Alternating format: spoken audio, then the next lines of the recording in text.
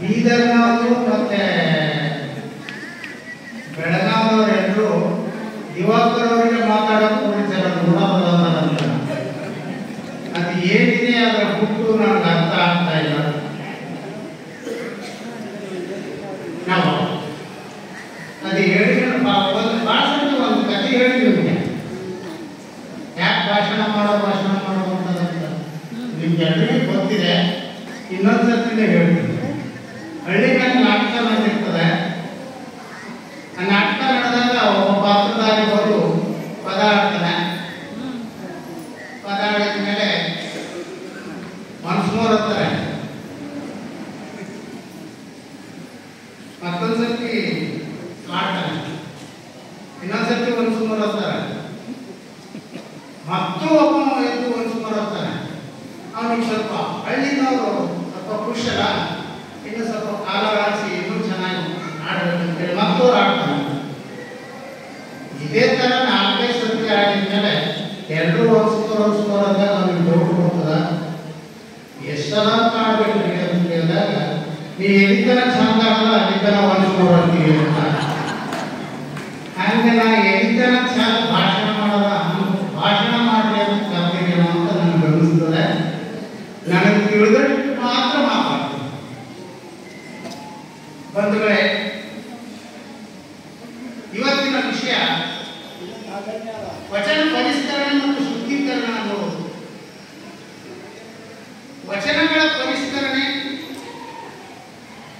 ಇದರ ಇತಿಹಾಸವನ್ನು ಹೇಳಿದ್ರೆ ತುಂಬಾ ದೀರ್ಘವಾಗಿರುತ್ತದೆ. ಆದರೆ ಅದೆಲ್ಲವನ್ನೂ ಹೇಳೋದು ಬೇಡ. ವಚನಗಳು ನಮ್ಮನ್ನ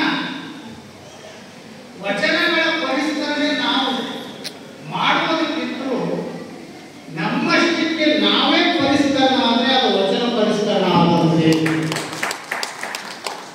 ನಮ್ಮ ಆತ್ಮಶುದ್ಧಿ ಮಾಡಿಕೊಂಡ್ರೆ ವಚನ ಶುದ್ಧೀಕರಣ ಆದಂತೆ. ಕಳಬೇಕು ಕೊಲಬೇಕು ವಿಷಯ ನುಡಿಯಬೇಕು, ಮುನಿಯಬೇಕು ಅನ್ಯರಿಗೆ ಆಶ್ರಯ ಪಡಬೇಕು, ತನ್ನ ಬಳ್ಳಿಸಬೇಕು ಇದಿರ ಅಳೆಯಬೇಕು.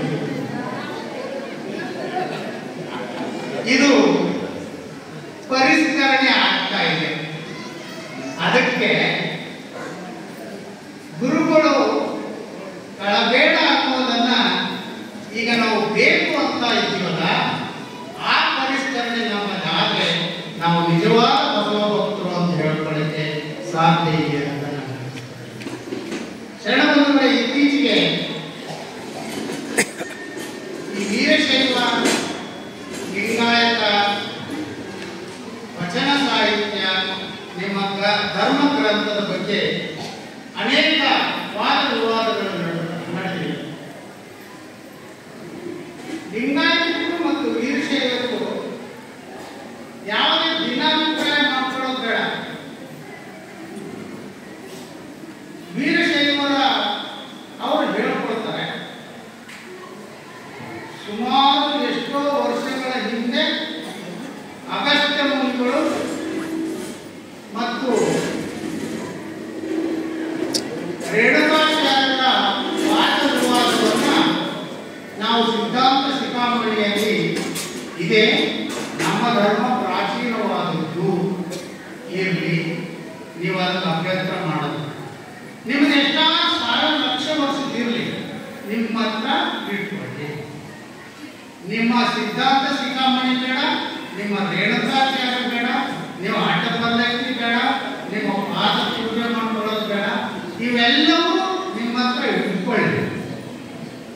ನಮಗೂ ನಿಮಗೂ ಇರ್ತಕ್ಕಂಥ ವ್ಯತ್ಯಾಸ ಏನಂದ್ರೆ ನಾವುಗಳು ನಂಬಿರ್ತಕ್ಕಂಥ ನಮ್ಮ ಗುರು ವಿಶ್ವಗುರು ಬಸವಣ್ಣನವರು, ನಮ್ಮ ಸಾಹಿತ್ಯ ವಚನ ಸಾಹಿತ್ಯ, ನಮ್ಮ ಧರ್ಮದ ಧ್ಯೇಯ ವರ್ಗ ವರ್ಣ ಜಾತಿ ರಹಿತ ಧರ್ಮ ಸಹಿತ ಲಿಂಗಾಯತ ಧರ್ಮ.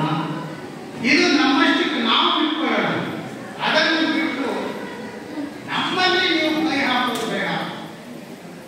ನೀವು ವೀರಶೈವ ಅಂತ ಅನ್ಕೊಳ್ಳಿ, ಏನು ತೊಂದರೆ ಇಲ್ಲ. ನೀವು ಅಂತ ಅಬ್ಜೆಕ್ಷನ್ ಮಾಡೋದು ಬೇಡ. ನಾವು ಲಿಂಗಾಯತರು ಅನ್ಕೋತೀವಿ,